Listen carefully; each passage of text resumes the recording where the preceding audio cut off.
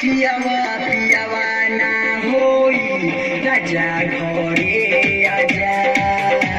तो पियावा पियावा ना होई राजा घरे आजा काला के तू तो गवना की चली गइल बहरा कि हम तो काटी सजा कि हम तो काटी सजा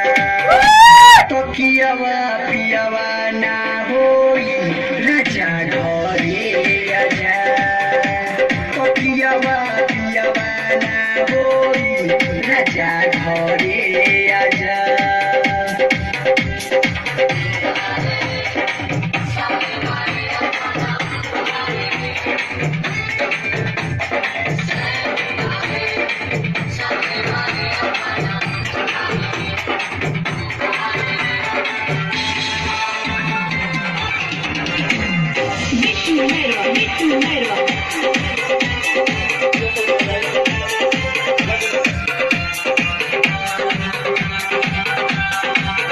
रोज जागो के बिहान न हो अजिया प्रिया यादों में सारी रतिया हो नहीं चले मोरा चारा करी करी से गुजारा घरे आव न बुझ बतिया हो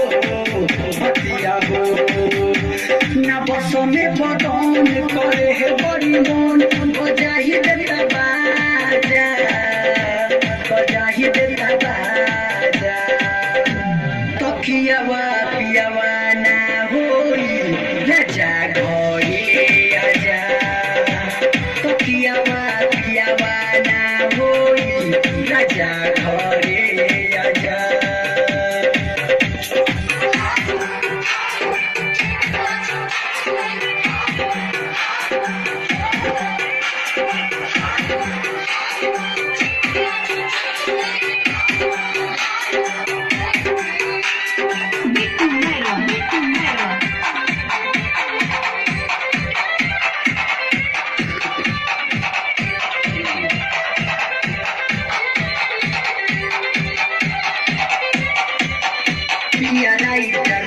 सब तो बरू में विशेष सच कहिले नाही झूठ हो ना लुटेरा हालाल हमर सतवे गाल मुखे देवर गइल बारे रूठ हो जवनिया के पांज मारो तब आन पूरी दरवाजा